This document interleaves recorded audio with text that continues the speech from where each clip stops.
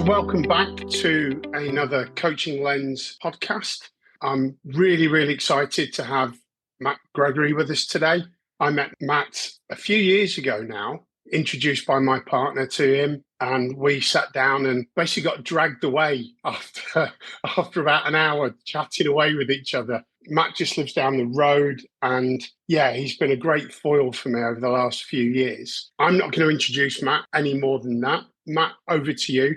Just a little bit of background about yourself and what you do, really, and who you're about. Sure. I've been working in the field of personal and organisation change for over 30 years now. About half of that as an employee. Latterly, I spent 9 years as a senior manager at KPMG in my last employed role, so working as an internal coach, change consultant. And then in 2007, I started my own business and typically work coaching leaders, leadership teams, and designing and running leadership programs. And I typically do that with international corporates and professional service firms. I'm married, I've got 4 kids, 1 grandchild, and I'm an avid cyclist. Hello, Matt. Lovely to see you. Thanks for coming on the podcast. It's my job to do the teacher's recap, as we have started doing. And what we've been doing in our first set of podcasts is to learn a bit about our guests, find out what makes them tick, why they came into coaching, how that career has led them to that. And then if you can kind of give us a kind of a précis of your style, your theory, the thing that gives you your DNA as a coach, that'd be really great, because I think that really says quite a lot about us. Yeah, so I did a degree in business studies. I noticed with a degree in business studies is often quite useful for people that don't really know what they want to do, because you start really broad and then gradually you have to start to focus. And I just naturally found myself gravitating to the strategy, change. How do you develop a culture that supports the kind of things that your organization is trying to achieve? So that's where I naturally orientated during that business studies degree. Got on a graduate management training program at British Gas just after it had privatized. I'll be honest, it was a really slow business, very hierarchical, and I found it extremely frustrating. The best thing, however, was going to the management training center, which had an outdoor swimming pool, and getting loads of really high quality training and coaching. And I kind of realized I actually enjoyed that more than the work I was doing. A friend of mine saw my frustration and did a really good sales job getting me to join this insurance company as a commission-only financial advisor, and sold it to me on the grounds of, you think you're a hot shot? Well, there's no limits here. And after about 6 months, I was the longest serving person in the office. So I would start to do a lot of the coaching of new people. And I gradually began to realize I enjoy this more than the actual job of selling. And I ended up leaving that company. I joined Wesleyan Assurance in Birmingham as a training officer. Very quickly, the organization brought McKinsey in, did a big strategic review, made some massive changes. I got involved in the execution of those changes. We realized that within the business, particularly the sales side of the business, we needed a much more coaching orientated approach to help our leaders get the best out of sales people and financial advisors. We brought Sir David Emery in, who at the time was working on this new coaching model called Grow, which I'd never heard of. The book hadn't been published. We got trained by him. We began to see the power of this non-directive approach of helping people to think through challenges, to arrive at ways forward themselves in making progress with those challenges. And it was potent and it was exciting. That sounds really interesting. What a wealth of experience you've had. I'm interested, given that you're a young granddad, a very young granddad, if you can cycle that far. This is going back a while.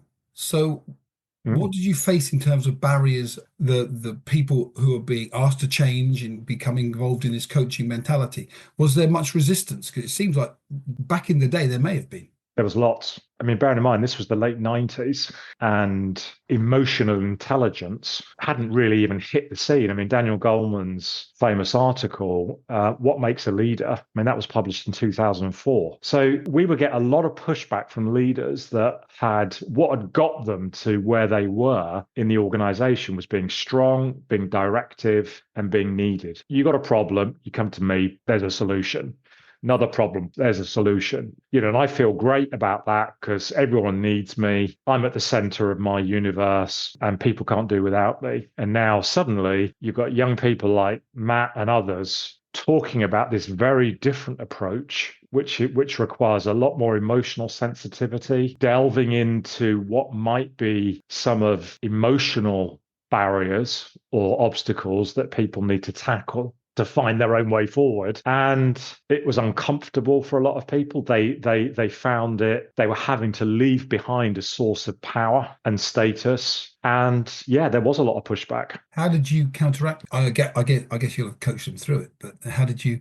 We did give people a lot of support. I mean, having people like Sir David Emery and a number of his colleagues who came from the world of elite sports performance helped because they had a credibility, which meant people listened to them and they couldn't just dismiss them out of hand. And we also began to change a lot of our reward and recognition systems. When people were trying to get promoted through the ranks, they were being measured not just against can I fix problems, but can I help other people to fix their own problems? So that started to become a metric, a currency in the organization. We were helped as well, because at the time, the level of regulation within the financial services sector was also growing. And that brought an external requirement to be a lot more coach-like rather than just telling people what to do. So that also brought quite a strong stick into the equation. And not only that, people began to see and experience that this could be really effective and a lot more effective than just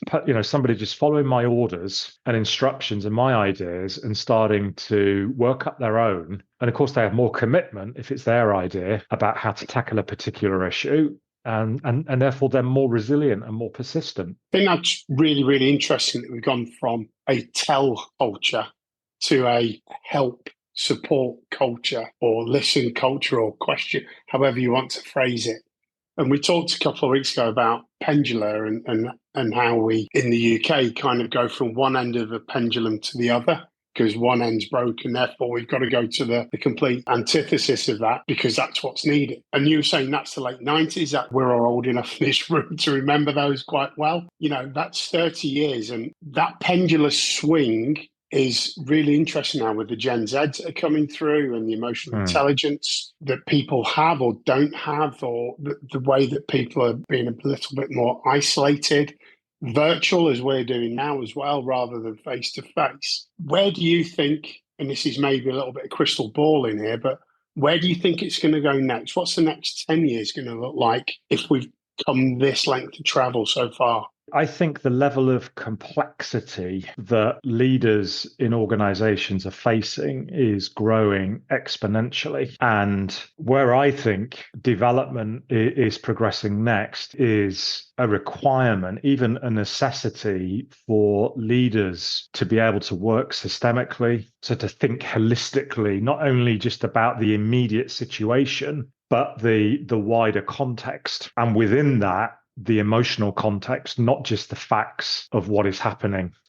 I read a couple of things in the last couple of weeks that kind of worried me a little bit in that regard. There's an organization called 6 Seconds. They're an EQ network, and you might have heard of them. And they produced a report recently, and it describes a global decline in EQ, particularly since COVID, and called it an emotional recession, and painted quite a bleak picture of how our emotional intelligence isn't really going up. And there are some groups where it's really not going up at all, maybe even going down.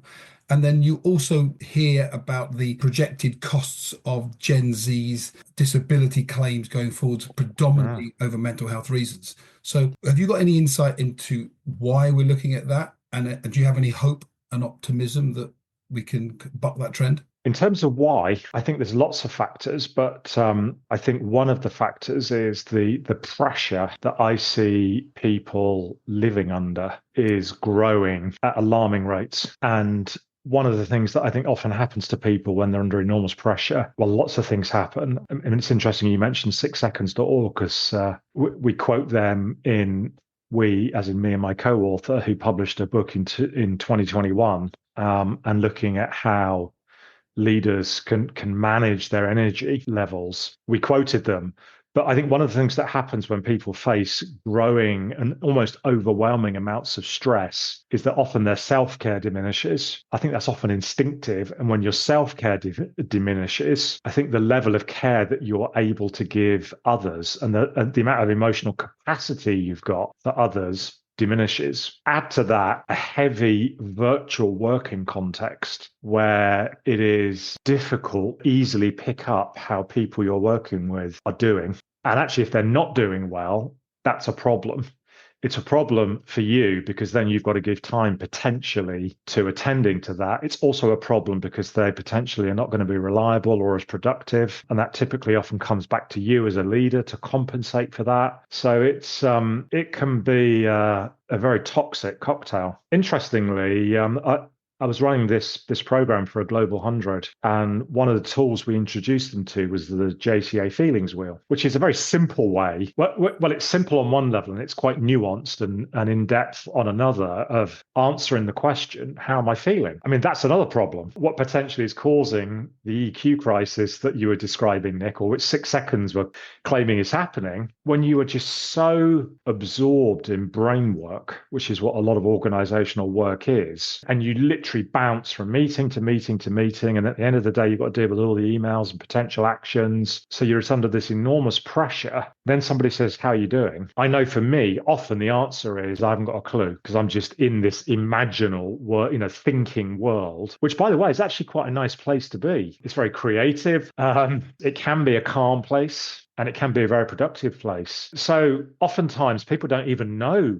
how they're feeling. So having tools like the JCA feelings wheel, which can help them in a very simple way to start to articulate and understand how they might be feeling, can be useful. Introduced it on this program to a Global 100. This one person leading a big strategic project realized he had no idea how the 20 or so people in this project were doing. So he decided to introduce it into his one-to-ones with them. Gave a good context. He gave some self-disclosure first by talking about where he was at on the wheel, and then invited the other person to say where they were at. He came back to this group and he said, I was staggered at what I learned. And he said, one of the things I've realized is people, you almost put a demeanor on that people want to see. You mask. You put a mask on. I'm coping. It's all fine. Yeah, you mask. And he realized he was misreading a lot of people quite significantly. And that information about how they were really doing helped him to support them and lead them in a much better way. And that had a tangible effect on the project. Staggering that he wouldn't know how people were feeling and how they're getting on in their under his own wings. I don't find it staggering, having worked in large corporates for quite a while. And coached seniors in large corporates. I don't find it staggering at all. Help me out here, Matt, and maybe Alan as well. Since I've got you here, we face skeptics. You talked about that back in the 90s. I still face skepticism about the fact that things do feel tougher. That psychological scarcity you talk about, that kind of overload of the cognition and that reduced bandwidth to even think about how I feel in the middle of a busy day. Sometimes I do struggle to articulate why and how it is tougher. I do see that pressure, and I can think of some. Help me convince the skeptics. I have no difficulty at all. No one's arguing that they are more overloaded than they were 2 years ago. I mean, there is so much research that is coming out about how overloaded people feel. It's showing up in sickness levels. It's showing up in amounts of sick pay and absentee rates. I mean, the last Gallup State of the Working World survey talked about how stressed, how burnt out people feel, the frequency with which that is increasing. So I think you've got to be almost living in a monastery not to be noticing that this is happening. I honestly don't know how you can not notice it. So help me get past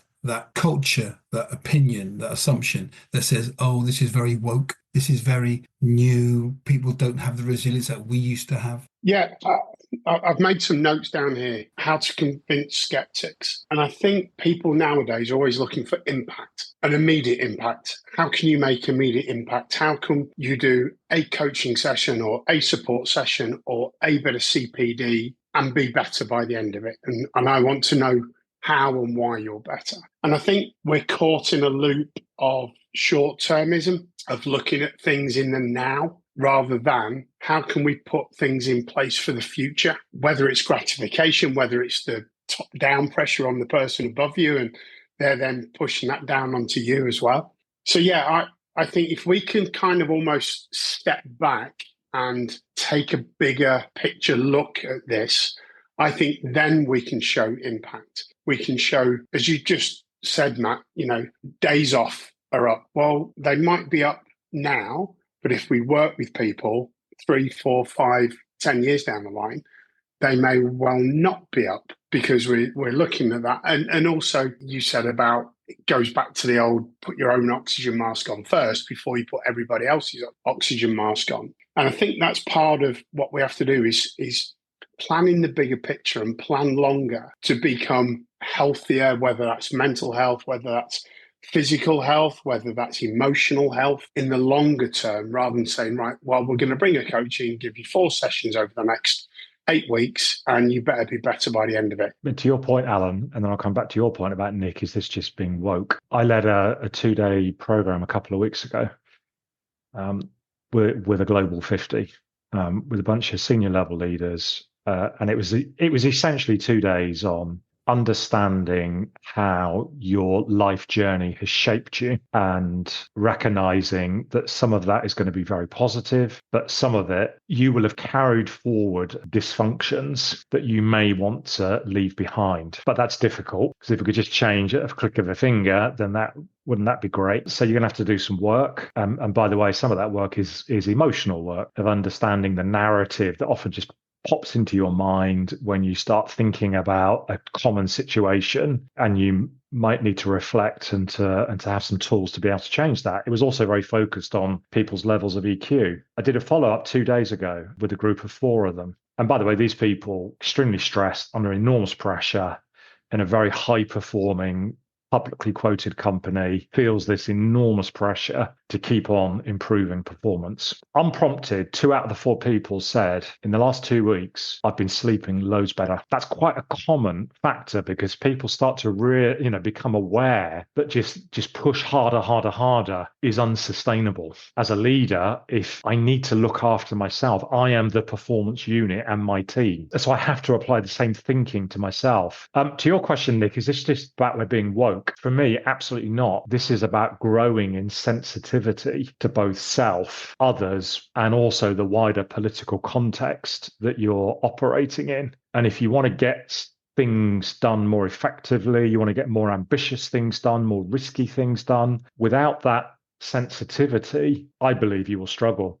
And this kind of links perhaps to the second part of my coaching journey, Nick, if I may. So I left Wesleyan Insurance, I joined KPMG, still doing a lot of coaching. I would say the predominant kind of mindset that I and we in those organizations were applying is what I would call a logical mindset approach to leading change. This is what we're trying to change. This is why. This is where we are now. This is the gap. These are the steps to bridging that gap. Hey, presto, let's kind of project manage that. We'll change the culture, or we'll introduce this new game-changing system for the business. And what I began to see was the results of that approach. I became increasingly frustrated and disillusioned, just because it makes sense to the people leading a change project as to why this should happen. It often doesn't make sense to people. They've often got vested interests in keeping things the way they were. And, it starts to become very complicated. And I thought to myself, I had this growing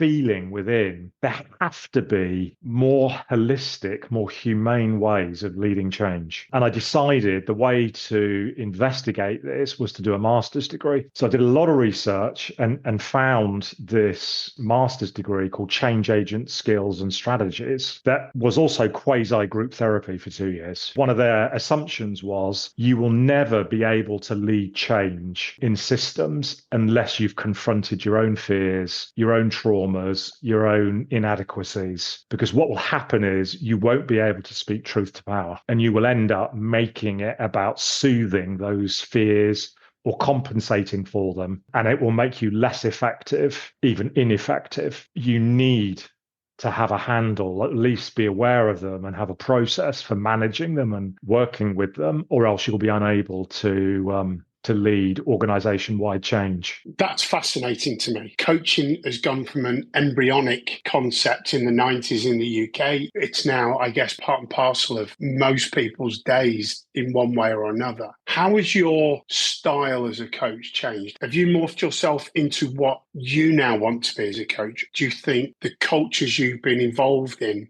have morphed you into the coach you are today? Because I sit here and listen, and you've written a book, you've got a master's degree, you're working with global 50s and global 100s.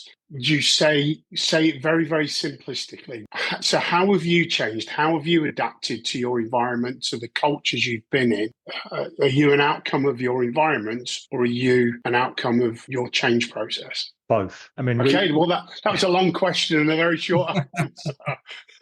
Well, let me add a bit to it. We used to have a phrase on this mast: if you want to change or influence a system, you have to be in it. And to be in it and not get spat out by it, you have to adapt to it to some degree. And I think this is a huge challenge: is how do you adapt enough to gain credibility and acceptance, but not adapt so much that you just blend in and you lose the ability to be able to see the system and even challenge the way the system is causing people to act in an unthinking way. And I would say a lot of the development work that I've done has given me a lot of tools to be able to navigate that tension, but I don't always get it right. I've been spat out by systems. You're too challenging, you're not add enough value. I mean, one of the things that helped me enormously as I was finishing that master's degree, and it was very applied. Essentially, what it looked at was, how do individuals change? How do groups or teams change? How do organizations change? That was year one. And we applied mainly four lenses from humanistic psychology, and we had to specialize in one of them. I personally specialized in Gestalt psychology. Year two, how do you facilitate change with individuals, groups, organizations? But it was all applied to us. It wasn't like theoretical. It was like, well, how do you change? How do you resist change? How is this group resisting change? One of the things that helped me enormously, and it scared the crap out of me, was at the time I was working in KPMG corporate finance. We had a new chief exec. He'd been there about 2 years. His kind of mandate was to take the business up market, to do bigger deals. And they'd applied that mindset that I just described, that logical, linear, we'll do all the things that logically make sense to get us there. Problem was, 2 years in, it wasn't. And we paid an independent researcher to talk to a lot of clients that we pitched to that hadn't chosen us. And we asked them why they hadn't chosen us and why they'd gone for a much more expensive big investment bank. And the summarized message that came back was, they just have so much more confidence and swagger that even though they're more expensive, I'd rather use them because they give me more confidence. And the chief exec effectively turned to me and said, look, this is our biggest people organization challenge. You're ahead of learning and change. Fix it. And what I realized was, they need an experience like the one I've had, where they get to explore and confront the issues that are causing them to play safe, to be uninspiring, to avoid taking risks, to avoid saying what they really think. I put a proposal to the board for quite an intensive 12-month development program for all partners and directors, starting with the board. And it was a very demanding program for people to go through. It was even more demanding for me to lead it with an external firm, because it meant confronting a lot of powerful people and challenging a lot of powerful people, coaching a number of powerful people. But it was a game changer for individuals and the business. So one of our metrics was number of deals with fees above $750,000. And in the year we started the program, we did 4. In the year we finished it, we did 17, including the largest corporate finance deal ever done by an accounting firm. That had a huge impact on the commercials of the business. And it just reiterated to me a lot of the principles that we learned on this master's about how you lead organization-wide change, which also means leading change with individuals. It was exhilarating and incredibly frightening and difficult at the same time. Can I pick up on something you said there that's a useful stepping stone to something that Alan and I would like to discuss with you and get your experience on? That exploring and confronting challenges, internal challenges, a lack of a growth mindset, for example, or not taking a leap at something new or a change. That talks to us about, can we get people to express their vulnerability? In our chat that we had last week when we planned this, we hoped that you'd talk a bit about vertical development, which is something that Alan and I aren't really that informed about, and it could be a really great way to get you while you're here to share some of your expertise. Because I read something online on a LinkedIn post that said that one of the things about vertical development is the ability for us to open our hearts.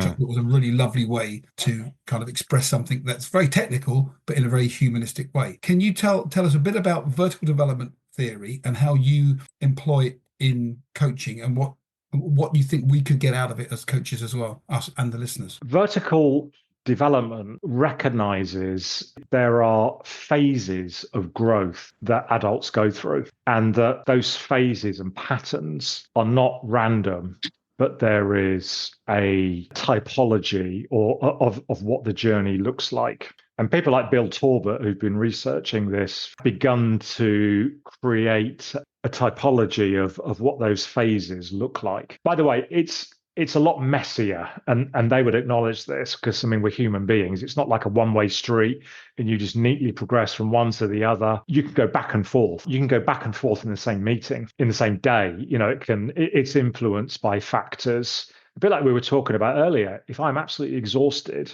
I'm very unlikely to operate as the best version of myself, i.e. the most mature version. I'm quite possibly going to be triggered back to an earlier version that is less developed, less nuanced, less sophisticated. They call these different stages different action logics. So ways of thinking and acting in the world, ways of seeing the world. And as you mature and progress, you start to see and pay attention to different things. There's about 8 of them, 7 main ones, which, by the way, for any listeners that are interested, they published a summary of this work in a Harvard article called The 7 Transformations of Leadership. And effectively, it's looking at what are these 7 phases, and why as a leader would you even want to be aware of them and progress to what they call the later stages. In summary, later stage people and leaders are way more effective at leading complex change and getting complicated things done.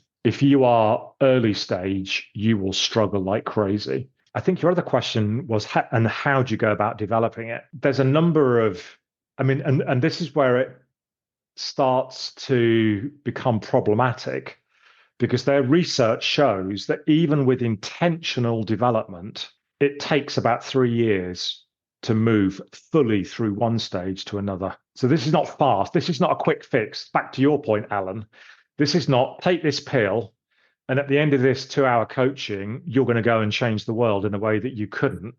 It's recognizing it's hard work to kind of evolve yourself and to evolve the way that you act and think. And they talk about a number of, I suppose, components that can help. One, they talk about heat experiences, which is where you either deliberately or it just happens to you have an experience, but heat, it's uncomfortable. It pulls you out of your comfort zone. So I would argue that leading that program for KPMG Corporate Finance, even though I was employed there, for me, it was a massive heat experience. I felt really uncomfortable doing a lot of things in it. And it was tough. I found it tough. That on its own isn't enough, because what they also talk about is you need elevated sense making. So you can have these experiences and you might change, but you might not. But what helps is if you, and this is where coaching can help, where you can almost analyze and reflect on and consider what is happening and why you acted the way you did and why you feel so challenged and what's that, how does that link to your past? And is that a pattern? And what might be another way of making sense of that? And often without that elevated sense making, you can't almost get the full juice and value from those heat experiences. Linked to this, and this is all overlapping, they also talk about exposure to colliding perspectives. Naturally, we will all gravitate towards people that think like us because they're great. It's great spending time with people like that. And they talk about the value of exposure to people that think completely differently, see the world very differently. It's probably going to irritate you. It's probably going to be uncomfortable, but it can be incredibly valuable. But implicit through all of that, the principle that I talk a lot about is responsible openness or responsible vulnerability. You cannot, a person can go through a heat experience, and if they're unable to be real about how it's impacting them, the issues that it's potentially exposing, because this is a difficult experience that they're going through. If they're unable to be real about that or to articulate it, then that's going to massively hinder the value and the growth that they get from it. So on loads of programs that I run, I'll be talking about this as a principle. And of course, it's tricky because as a leader, they might often feel that I need to be strong, I need to appear to be in control, to have all the answers, to be vulnerable or to be real and open is risky. And that's why I use the word responsible openness, because you cannot just put it all out there and be reckless in the way you do it. By virtue of your position in the system, there's expectations and requirements of you. So finding ways to do this responsibly is really important. And that's often where starting to practice doing it in small groups. Like I mentioned, this program that I'd led a couple of weeks ago, and 4 of us, a subset of that program, met for an hour and a half 2 days ago. Part of that was actually getting people to talk about how they're doing in a real and to start to practice in a safe environment, being real about work and how they're really feeling about it. And as you do it in a safe place, you start to build the muscle and the discernment to be able to do it in perhaps other contexts that feel more risky. I've got a lot of homework to do now, Matt. Thank you. I'm very interested in a lot of that, what you just said, and I'm going to be doing a bit more research into some of those strands. I think the things that resonate with me just off the cuff now, those heat experiences, when you're coaching somebody going through them, or they haven't started and then they start and you coach them through that period, that's often some of the best coaching they can receive, isn't it? Because you can be so immediate with their feelings and their thoughts, and they're not polluted by time or reflections they may have had from something from 2 years ago. So I find that I wouldn't have called them heat experiences, but I can see that they're really, really valuable. The next thing is time. This work is a long time in doing, and people are very time poor. Even on the shortest term, to try to get people to regularly meet for coaching sessions is a challenge for people who are the most time poor, isn't it? We have to do a lot of nudging of our clients to make sure we get them to turn up for themselves. So the 2 things there that really stick out to me are, if we're on a coaching journey through a long period of time, we can build up that communication, build up that vulnerability, build up that self-awareness, rather than, as Alan said earlier, taking something as a bolt-on, just as a quick panacea that's going to quickly fix something that, well, it will just polish the edge of it rather than get to the core. They're just challenges, aren't they, that are a very complicated thing. Absolutely. And I mean, one of the questions I'm often asking people is, whether it's coaches or leaders on programs, is why are you here? Because I want to find that motivation, that reason why they are going to turn up when there's competing pressures, and to try and make sure that I'm appealing to that. I think that's a really interesting point. I always find it funny when you've got 2 or 3 coaching sessions, you've done a load of contracting and starting to get to know the person, they give you a call, I can't make this Friday, I'm too busy. And it's like, that's exactly why you need the coaching. It's almost counterintuitive. That's why you need this to help that. In my mind, when you were going through that, Matt, I came back to plan, do, review again. We have suggested this over the last few episodes, of the review being the cornerstone of plan, do, review. And the most basic thing to do in coaching is have time out to reflect, to press pause, to internally look, but also internally look of how you are with other people as well. And I still think it is the most critical element that people forget about or don't do. When the pressure's on, people stop reflecting and stop reviewing, which therefore they just go into that emotive, right, we'll do this then, we'll do that then, we'll do the other thing then.